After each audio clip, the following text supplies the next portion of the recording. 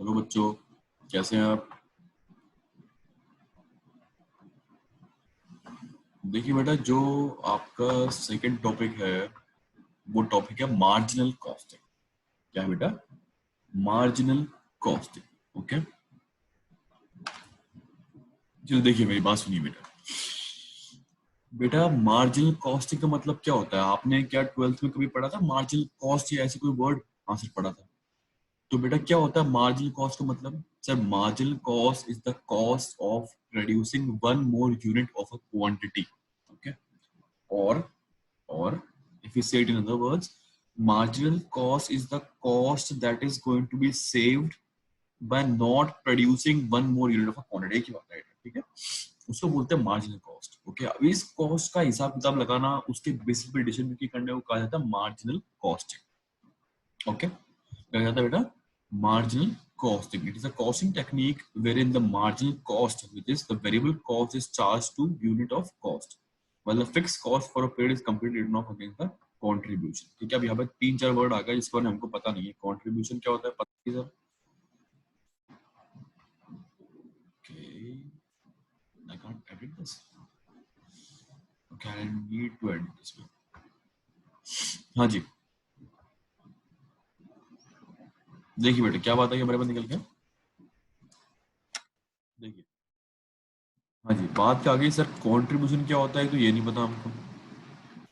ठीक है, दूसरा क्या हो गया कि वेरिएबल कॉस्ट क्या होता है ये नहीं पता हमको, फिक्स कॉस्ट क्या होता है ये नहीं पता हमको। सर सब पता है हमको, बट फिर भी बाय चांस मान लीजिए नहीं पता हो तो आप लोगों को। देखिए बेटा, हाँ जी बेटा, एक कंसेप्ट आता है वेरिएबल कॉस्ट का, ठीक है, और एक कंसेप्ट आता है फिक्स कॉस्ट का। ठीक है, फिक्स कॉस्ट क्या होती है पढ़ रखे अपन ने पहले ही। ठीक है, फिक्स कॉस्ट होती है वो कॉस्ट जो कि और the level of production same रहती है बेटा। क्या रहती है? फिक्स। ठीक है बेटा, doesn't change with the level of production. ये ऐसे नहीं लिखेंगे यार, थोड़ा मजे नहीं आएंगे। क्या बोलेंगे बेटा? फिक्स कॉस्ट वो है जिसका लेवल ऑफ प्रोडक्शन पे कोई इम्पैक्ट नहीं है। ठीक है, ये उसके ऊपर डिपेंड नहीं करती है।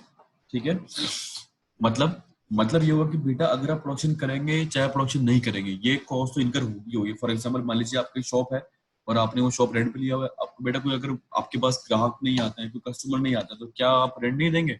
एग्जाम्पल, आपने फैक्ट्री किराए पे ली हुई है, उस फैक्ट्री को प्रोडक्शन नहीं होता, वर्कर स्ट्राइक पे चले गए, कुछ भी रीजन कोविड-19 की वजह से स्ट्राइक हो गई, तो क्या आप उसको वो नहीं करेंगे? नहीं बेटा। ठीक है, ये हो गया फिक्स कॉस्ट। वेरिएबल कॉस्ट क्या होता है बेटा? ठीक है, वेरिएबल कॉस्ट क्या होता है बेटा? वो कॉस्ट जो लेवल ऑफ प्रोडक्शन में डिपेंड करती है। लेवल ऑफ प्रोडक्शन, बेटा मैं माउस से लिख रहा हूँ है ना, तो आप थोड़ा बहुत मैनेज कर लेंगे। माउस ये लेवल ऑफ प्रोडक्शन के ऊपर डिपेंड करता है। ये होता है बेटा मेरा फिक्स या वेरिएबल कॉस्ट। ओके, क्लियर हो गया आपको बात? अब ये मैंने क्यों बताया आपको, मैं इस बात से क्या बताना चाहता हूँ मैं आपको। देखिए बेटा, मैं आप लोगों को ये बताना चाहता था कि सर जब कभी भी मैं कोई प्रोडक्ट का सेल करता हूँ, अगर मैंने 10 रुपए का देखिए, नहीं नहीं थोड़ा और बैकग्राउंड में जाते हैं, थोड़ा और पीछे आते हैं बेटा। एक टर्म और होता है बेटा ऑपरेटिंग साइकिल। अब ये स्पेसिफिकली आपके उसमें टॉपिक पे नहीं है, बट मैं आपको एक कंप्लीट ओवरव्यू देना चाहूंगा। उसके लिए मैं आपको समझाना चाहूंगा ऑपरेटिंग साइकिल। पता है ऑपरेटिंग साइकिल क्या होती है? हाँ सर, ऑपरेटिंग साइकिल वो साइकिल होती है सर जब हमने कोई, ये हमारी साइकिल चल रही है प्रोडक्शन की और मैन्युफैक्चरिंग की और यहाँ पे सेल करने की, उसके बाद दोबारा से करने की। ये जो ऑपरेटिंग साइकिल है, इसमें हम कहीं से लाके बीच में अपना एक बार कैश इन्फ्यूज करते हैं बेटा। क्या करते हैं? कैश इन्फ्यूज करते हैं हम।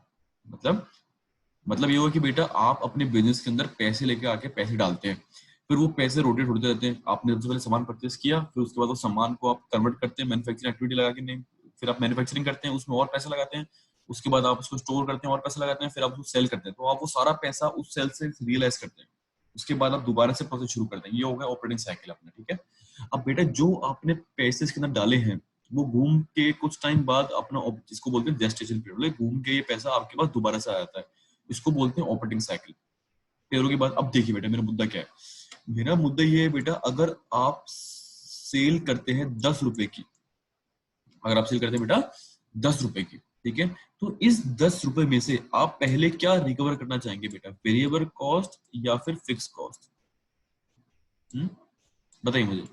जो अगर मैं एक यूनिट की बात कर रहा हूं, अगर आपने सेल किया है 1 यूनिट, सेल किया बेटा 1 यूनिट, ये 1 है ना, 1 यूनिट, तो आप इस एक यूनिट से क्या चीज रिकवर करना चाहेंगे? 10 रुपए? नहीं सॉरी, 10 रुपए नहीं, 10 रुपए सेल किया आपने एक यूनिट का, ये तो एक यूनिट को देख ही नहीं रहा हमको, ठीक है, सेल किया है आपने बेटा 1 यूनिट, मैं 1 लिख देता हूँ, 1 यूनिट 10 रुपए का। अब आप इस एक यूनिट से आप अपने वेरिएबल कॉस्ट कवर करना चाहेंगे, ये था बेटा आपका मुद्दा। देखिए, तो बेटा सबसे पहले जो कॉस्ट हम रिकवर करेंगे वो करेंगे वेरिएबल कॉस्ट रिकवर। क्या करेंगे? सबसे पहले हम अपना वेरिएबल कॉस्ट रिकवर करेंगे। भाई अगर एक और को परचेज करने में, मान लीजिए कि 10 रुपए का सामान बेचा, इसकी जो लेस कर देंगे यहाँ से वेरिएबल कॉस्ट, वेरिएबल कॉस्ट कितनी बेटा? 6 रुपए थी मान लीजिए, ठीक है। तो बेटा ये 6 रुपए जो आपने इस यूनिट को बनाने में लगाए, वो आपने इसको बेच के कमा लिए। अभी 6 रुपए आपके फ्री हो गए बेटा, 6 रुपए फ्री हो गए, 6 रुपए फ्री हो गए आपके। अब इस 6 रुपए से आप दोबारा एक यूनिट परचेस करेंगे, फिर दोबारा उसको लगाएंगे, फिर दोबारा उससे 6 रुपए लेस करेंगे, फिर दोबारा उसको, ये साइकिल चलती रहेगी कंटिन्यू। तो मतलब मैं एक यूनिट सेल करने के साथ ही अपने 6 रुपए यहां से रिलीज कर लेता हूँ, फ्री कर लेता हूँ। उससे मैं दोबारा अपना साइकिल कंटिन्यू चलाता हूँ, ठीक है ना, फिर दोबारा साइकिल चलता रहता कंटिन्यू। तो बेटा सबसे पहले कोई भी सेल होती है, कोई भी सेल होती है, तो उसमें सबसे पहले मैं अपना वेरिएबल कॉस्ट रिकवर करता हूँ बेटा। क्या रिकवर करता हूँ? वेरिएबल कॉस्ट में अपना रिकवर करता हूँ। क्लियर होगी बात? अब बेटे वेरिएबल कॉस्ट को रिकवर करने के बाद जो पैसा आपके पास बचता है, क्या वो आपका प्रॉफिट है? नहीं सर, वो मेरा प्रॉफिट नहीं है सर। इसको हम बोलते हैं बेटा कॉन्ट्रीब्यूशन। क्या बोलते हैं? कॉन्ट्रीब्यूशन। कॉन्ट्रीब्यूशन क्यों बोलते हैं बेटा इसको? क्योंकि ये जो अमाउंट है ये मेरा प्रॉफिट नहीं है, ये मेरा दो चीजों में कॉन्ट्रीब्यूट करता है। कौन कौन दो चीजें बेटा? एक हो गया मेरा प्रॉफिट, ठीक है, और एक होता है बेटा मेरे पास प्रॉफिट प्लस अपना फिक्स कॉस्ट। ठीक है बेटा, समझ आ रही है आपको बात? अगर मैं 1 रुपए का सामान बेचूंगा तो मैं उम्मीद करूंगा कि भाई जो सामान, जो रुपया इस सामान में लगा हुआ था मेरा, सबसे पहले तो वो पैसा रिलाइज हुआ मेरा, ठीक है। और जो बाकी और पैसे लगे हुए हैं, रेंट वगैरह के हो गए, लाइट का बिल हो गया, वो जो भी हो गए, वो सब मैं टोटल जो पैसे बचेगा मैं उसमें से देखूंगा वो। अभी एक अगर सामान बेच रहा हूँ उसमें नहीं देखूंगा वो, ठीक है। अब जैसे मान लीजिए एक क्वेश्चन आता है के पास कि भाई एक, हाँ एक क्वेश्चन आता है, एक एग्जांपल आता है आपके पास। ये बात समझ आ गया? पहले मैं इसको कंप्लीट कर लेता हूँ एक बार, फिर एग्जांपल देंगे आपको। ये बात समझ आई बेटा आप लोगों को? ठीक है, कि भाई जो कंट्रीब्यूशन बचता है ये कंट्रीब्यूट करता है दो चीजों के लिए, एक होता है मेरा प्रॉफिट, दूसरा होता है मेरा वेरिएबल कॉस्ट। ठीक है बेटा, तो यहाँ पे एक इक्वेशन आती है जिसको बोलते हैं हम मार्जिनल कॉस्टिंग इक्वेशन। क्या बोलते हैं? Marginal costing equation. वो क्या आती है इक्वेशन? देखिए जरा, इक्वेशन आती है सेल्स, ठीक है, सेल्स में से करते हैं बेटा आप लेस। क्या करते हैं आप? लेस। सबसे पहले क्या क्या लेस करेंगे बेटा आप? Variable cost. अब देखिए लेस क्यों कर रहे हैं आप, इसको ऐसे समझिए कि भाई सेल अगर 10 रुपए की होती है सेल, तो उस 10 रुपए में से सबसे पहले मैं अपने वो रुपए निकालूंगा जो उस सामान को बनाने में लगे थे, जो उसकी वेरिएबल कॉस्ट है, ठीक है। अगर मैं वो सामान नहीं बनाता तो वो मैं रुपए नहीं लगते और ये सेल नहीं होती। समझ आया आपको बात? थोड़ा लिंक कर पा रहे हैं बेटा? सबसे पहले मैं माइनस कर दूंगा बेटा वेरिएबल कॉस्ट, तो जो मेरे पास बचेगा आंसर वो क्या आएगा बेटा मेरे पास? वो आंसर आएगा बेटा कॉन्ट्रीब्यूशन। इस कॉन्ट्रीब्यूशन को थोड़ा अलग से कलर से लिख देंगे, थोड़ी फील आनी चाहिए आप लोगों को। ये देखिए बेटा रेड से लिखते चलिए। अरे बेटा ये तो नहीं हो पाएगा। चलिए फिर इसको थोड़ा बोल्ड कर लें हम, वो हो जाएगा क्या? नहीं मैं बाद में वो कर दूंगा, ठीक है। फिर यहाँ पे आएगा बेटा कॉन्ट्रीब्यूशन, ठीक है। ये मेरी दो चीजों के लिए कंट्रीब्यूट कर रहा है। कौन कौन दो चीजें? मेरी प्रॉफिट एंड फिक्स कॉस्ट, ठीक है बेटा। फिर उसमें से मैं माइनस करता हूँ, लेस करता हूँ अपनी फिक्स कॉस्ट,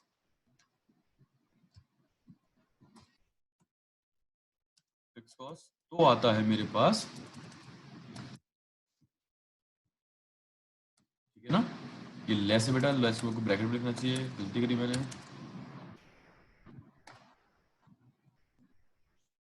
ये लेस करा मैंने फिक्स कॉस्ट, ये आएगा मेरे पास प्रॉफिट।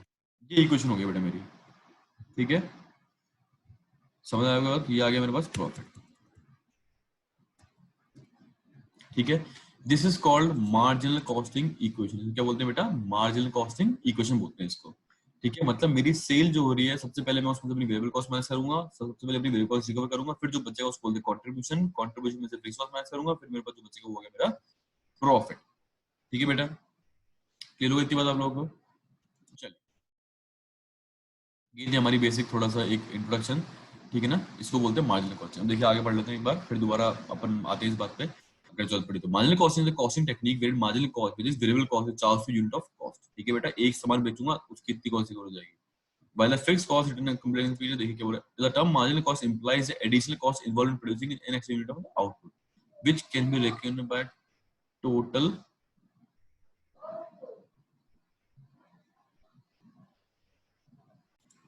हाँ जी बेटा क्या था? The term marginal cost implies an extra cost involved in producing an extra unit of output। भाई एक यूनिट और बनाने में कितना कॉस्ट लगेगा? देखिए मार्जिनल कॉस्ट होती है direct material, direct labour, direct expense plus variable overhead, ठीक है बेटा। ये लेबर है, आई कांट, ठीक है ना बेटा। ये बात समझ आ गई, ये सब पता ही आपको क्या होता है। अब देखिए कैसे का marginal cost classification to fix और variable cost, determination of price, profitability. और ये देखिए बेटा, अब यहाँ पे एक टर्म आता है डिटरमिनेशन ऑफ प्राइस। ये मैं आपको थोड़ा समझाना चाहूंगा बेटा। अरे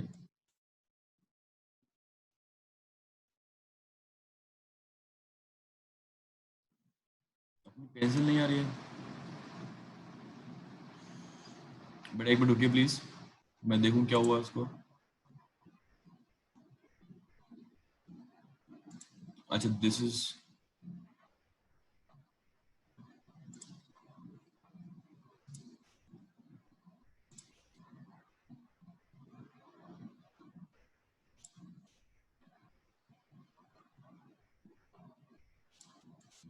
हाँ जी, बैक बैक ओके। देखिए बेटा, एक टर्म आता है डिटरमिनेशन ऑफ प्राइस, मैं ये समझना चाहूंगा आपको, ठीक है। क्लासिफिकेशन ऑफ वेरिएबल का पता है हमको, प्रॉफिटेबिलिटी पता है, वैल्यूएशन स्टॉक, ठीक है। देखिए क्या बात आती है, डिटरमिनेशन ऑफ प्राइस, ओके। हाँ जी बेटा, देखिए एक एग्जांपल लेता हूं मैं आप लोगों के पास कि आपके पास एक फैक्ट्री है बेटा। क्या है आपके पास? एक फैक्ट्री है। किसकी फैक्ट्री खोलेंगे बेटा बताइए आज? सर आज हम खोलेंगे टेक्सटाइल फैक्ट्री। किसकी बेटा है? हमारे पास एक टेक्सटाइल की, यार ये सब इतना डिफिकल्ट है ये। देखिए बेटा, मैं तो लिख के समझाता हूँ, आप लोग समझ जाएंगे। बेटा एक फैक्ट्री मेरे पास टेक्सटाइल की, ठीक है, जिसकी इंस्टॉल कैपेसिटी है, कितनी इंस्टॉल कैपेसिटी बेटा इसकी है? 1 लाख कर लेते हैं इसको, 1 लाख मीटर, ठीक है बेटा। 1 लाख मीटर उसकी इंस्टॉल कैपेसिटी है। अभी बोल रहे हैं करंटली यूज कैपेसिटी कितनी है बेटा? 80%। 80%, मतलब क्या उस बात का कि सर आपके पास जो इंस्टॉल कैपेसिटी, मतलब जो आपकी मशीन है वो 1 लाख मीटर ऑफ क्लॉथ बना सकती है, बट अभी हम 80% कैपेसिटी यूज कर रहे हैं, ठीक है बेटा। इतने में क्या हुआ बेटा, मैं आया आप लोगों के पास सुबोध कॉलेज को रिप्रेजेंट करते हुए, मैंने आपको बोला कि सर हमको बच्चों के लिए यूनिफॉर्म बनवानी है, आप बना देंगे क्या? आप बोलेंगे सर हम बना देंगे सर। मैं बोलूंगा तो सर कितने रुपए लेंगे? तो बेटा जब आपसे कोई ये सवाल पूछेगा कि भाई आप कितने रुपीस चार्ज करेंगे, तो आप क्या करेंगे बेटा, मेरे को बताइए जरा, आप क्या करेंगे? हाँ, आप कैसे इस चीज का डिटरमिनेशन करेंगे कि भाई मेरे को कितने रुपए चार्ज करने हैं, आप कैसे करेंगे? हाँ सुनिए मेरी बात बेटा, जो आपका करंट वर्क प्रोसेस चल रहा है, जैसे मान लीजिए आप जो आप ये अभी करंट में अपने 80% के बैठे पे काम कर रहे हैं, उसमें आपकी फिक्स कॉस्ट उतनी लग रही है। मैं अगर आपके पास 10% कैपेसिटी यूटिलाइजेशन का एडिशनल ऑर्डर लेके आ गया, एडिशनल ऑर्डर, एडिशनल लिखा है बेटा, एडिशनल ऑर्डर, ठीक है। अगर मैं आपके पास एडिशनल ऑर्डर लेके आ गया तो उस केस में आपकी जो प्राइस होगी वो नॉर्मल प्राइस के बराबर नहीं होगी। इस 10% में आपको सिर्फ और सिर्फ अपनी वेरिएबल कॉस्ट कवर करनी है, ठीक है बेटा, प्लस आपको अपना प्रॉफिट कमाना है। आपकी जो फिक्स कॉस्ट है वो तो पहले कवर हो रही है ना इससे, वो चेंज ही नहीं होती बेटा, हमको पता है फिक्स है। तो बेटा इस स्पेसिफिक ऑर्डर के लिए आप जो प्राइस चेंज करेंगे, प्राइस चार्ज करेंगे, वो डिटरमाइन में हेल्प करता है आपका मार्जिनल कॉस्टिंग। आपको ये निकालना है कि भाई मेरा 1 मीटर बनने में कितना कॉस्ट आता है, कितना वेरिएबल कॉस्ट आता है, इनफैक्ट वेरिएबल कॉस्ट आता है। भाई वो वेरिएबल कॉस्ट रिकवर हो जाए मेरी, और मेरे जो प्रॉफिट है वो रिकवर हो जाए, बस और कुछ मुझे चाहिए नहीं आपसे। ठीक है बेटा, तो इसलिए हेल्प करता है ये इसके अंदर। आगे बात, चलिए आगे देखिए। Classification of fixed variable cost बेटा कर लिया आपने। Valuation, while valuing the finished goods and work in progress only variable cost is taken into account, however the variable selling distribution overhead are not included in the inventory of the valuation of inventory. क्या बोला valuation of stock? भाई देखिए valuation of stock हमने पढ़ा हुआ AS2 में, वो ऐसे बोलता है कि भाई कॉस्ट और एनआरवी व्हिचएवर इज लोअर पे आपको वैल्यू करना है। While valuing the finished goods and work in progress, only variable costs are taken into account। बेटा जो स्टॉक का वैल्यूएशन होता है वो हमेशा सिर्फ और सिर्फ वेरिएबल कॉस्ट के ऊपर होता है। देखिए बेटा वेरिएबल कॉस्ट के ऊपर होता है तभी तो only variable costs are taken into account, however the variable selling and distribution overhead, variable selling and distribution overhead are not included। बेटा होगा नहीं ना, सेलिंग एंड डिस्ट्रीब्यूशन तो वैसे भी ट्रेडिंग का आइटम होता ही नहीं है। जो स्टॉक का वैल्यूएशन करते हैं वो ट्रेडिंग में करते हैं ना, तो वो वैसे भी काउंट नहीं होगा। Determination of price, the price are determined on the basis of marginal cost and marginal contribution। मैंने बता दिया आपको। प्रॉफिटेबिलिटी क्या होगी बेटा? the ascertainment of departmental products profitability is based on contribution margin। ये सारी बात होगी। मार्जिनल कॉस्ट खुद ही क्या बोला? Direct material, direct labour, factory overhead, charge to production, charge with expenses when goods are sold. कैसे करते हैं? Charge and expense when goods are sold. Goods को बेचते ही इनको हम चार्ज, किन चीजों को बेटा? वेरिएबल, फैक्ट्री ओवरहेड, ये सारे जो भी बेटा एक सामान को बनाने पे डिपेंड करता है। डायरेक्ट मटेरियल का मतलब पता है क्या होता है, डायरेक्ट लेबर का मतलब क्या होता है, और वेरिएबल ओवरहेड फिक्स की बात नहीं कर रहा। और फिक्स का क्या होगा बेटा? Fix factory overhead and total selling and admission overhead charge as expense when incurred. जब इनकर्ड हो जाए तब चार्ज करते हैं। इसमें क्या हो रहा है? Charge and expense when goods are sold. Goods के सेल होते ही बेटा हमने इसको मान लिया कि सब ये हो गया मेरा इनकम। आगे बात मैं आपको, the difference between product cost and product cost form the difference between product cost and period cost forms a basis of marginal costing technique, wherein only variable cost is considered as a product cost while the fixed cost is deemed as a period cost। वो क्या मानते हैं बेटा? जो हमारे product की cost की बात कर रहे हैं, उससे वेरिएबल कॉस्ट की बात कर रहे हैं। जो फिक्स कॉस्ट है तो पीरियड कॉस्ट है, टाइम के ऊपर डिपेंड करता है। रेंट 1 महीने का, फैक्ट्री का रेंट 6 महीने का, ठीक है, which incurs during the period irrespective of the level of activity। बात समझ आ गई बेटा? लेवल ऑफ एक्टिविटी फर्क नहीं पड़ता। Factors concerning marginal costing, cost assessment। The basis of ascertaining cost and marginal costing is the nature of cost, which gives an idea of the cost behavior that has a great impact on the profitability of the firm। Special technique देखिए, it is not a unique method of costing like contract costing। ऐसा कुछ भी नहीं है बेटा, normal ऐसी ये बात है। But marginal costing is a different type of technique used by the managers for the purpose of decision making। It provides a basis for understanding cost data so as to gauge the profitability of various product process and cost centers। cost center क्या होता है बेटा? cost center वो center है जहाँ पे cost इनकर की जाती है। decision making क्या? it has a great role to play in the field of decision making as the changes in the level of activity pose a serious problem to the management of the undertaking। marginal costing assists the manager in taking n number of decisions। n number होगा बेटा यहाँ पे ना, such as replacement of machine।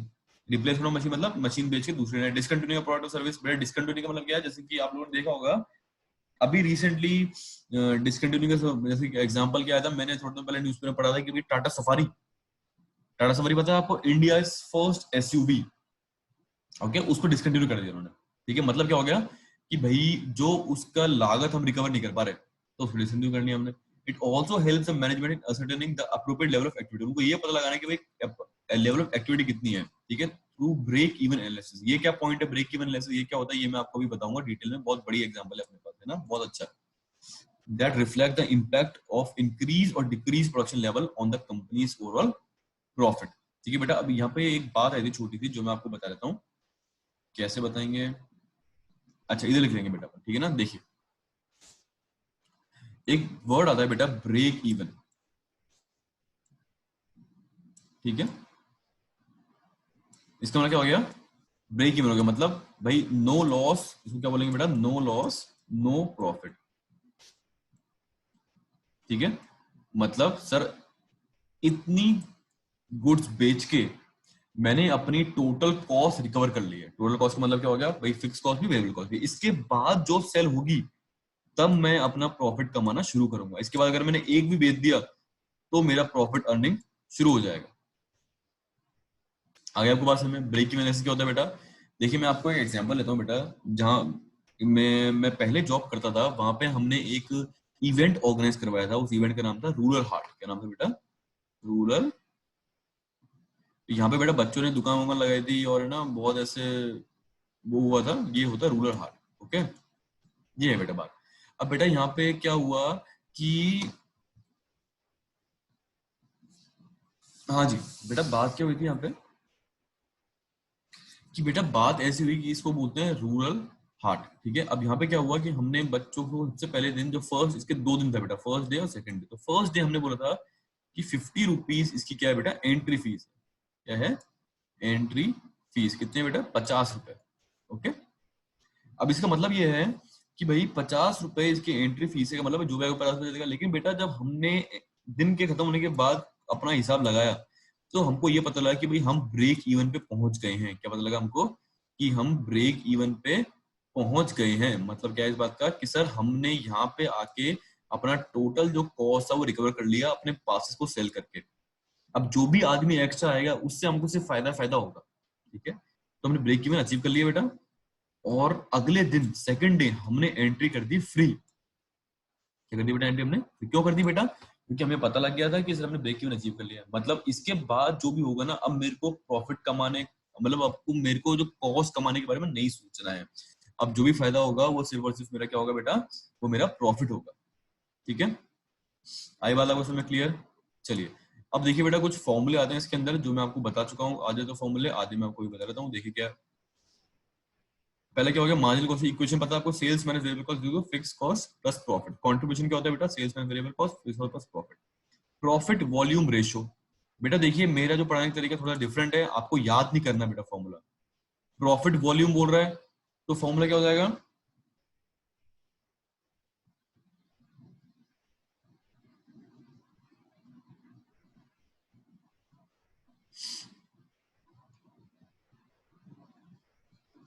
Profit volume तो contribution upon sales. Volume का मतलब क्या हो गया बेटा? सेल्स। ठीक है ना बेटा, बात समझ में आती है आप लोग को? हाँ सभी को बात समझ आती है। आ गया कंट्रीब्यूशन अपॉन सेल्स। बेटा मार्जिनल कॉस्टिंग में प्रॉफिट और कंट्रीब्यूशन को हम एक ही मानेंगे। मार्जिनल कॉस्टिंग में प्रॉफिट और कंट्रीब्यूशन को हम एक ही मानेंगे। ठीक है ना? चेंज इन, एक फॉर्मूला हो रहा है बेटा, change in profit upon change in sales. ठीक है, प्रॉफिट का मतलब ईबीआईटी हो गया।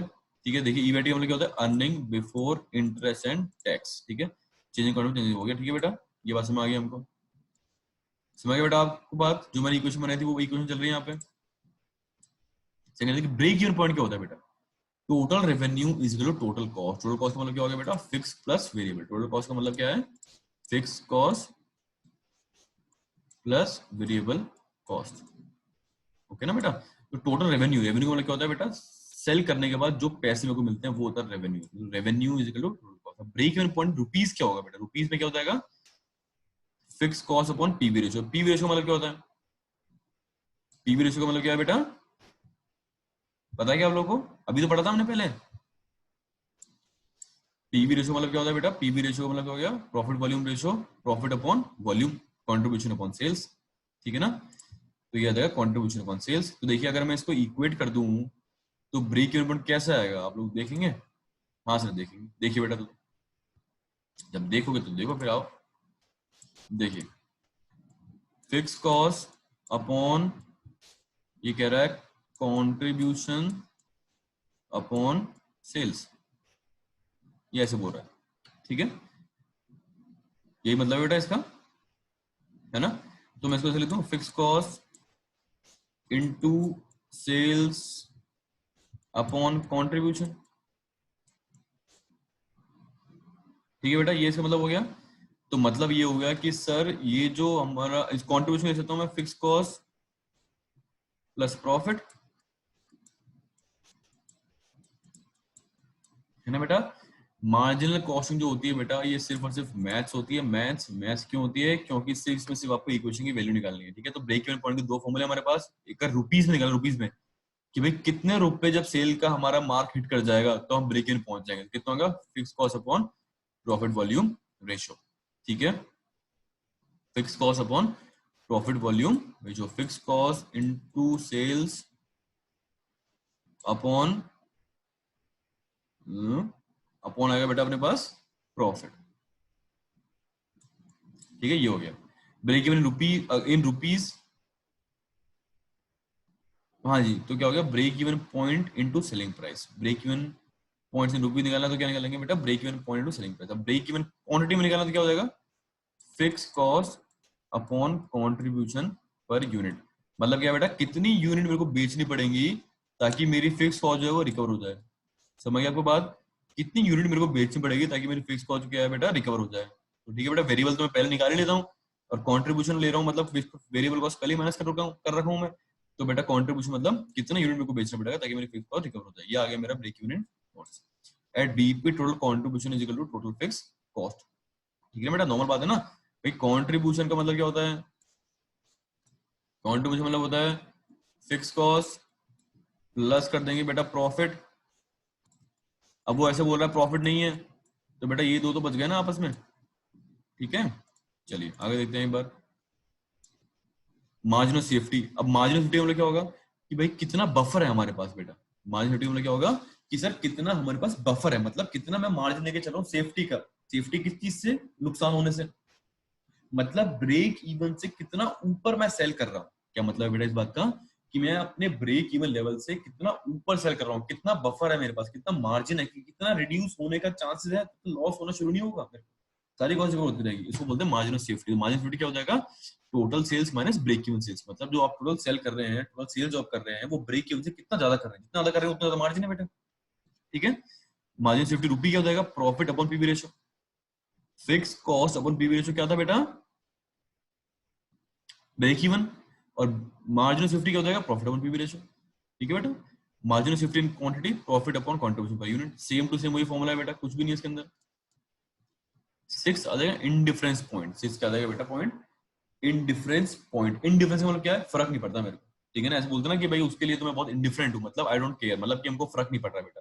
तो मतलब सेल करो या मत करो एक और यूनिट, उसको फर्क नहीं पड़ेगा। इंडिफरेंट पॉइंट क्या होता है, cost weight break even point, या फिर कॉस्ट ब्रेक इवन पॉइंट। मतलब क्या होगा, कॉस्ट के पॉइंट ऑफ व्यू से ब्रेक इवन पॉइंट क्या आएगा, total sales equal total profit. एक वो लेवल जहां पे सेल्स और प्रॉफिट इक्वल हो जाएंगे। इन रुपीज आएगा difference in fix cost upon difference in variable cost.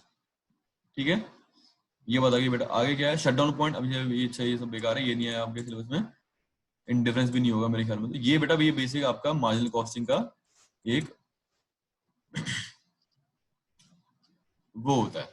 ठीक है, ये पूरा इसका लॉजिक है। तो बेटा आपको मैं एक रिवाइज कर दूं छोटा सा, देखिए।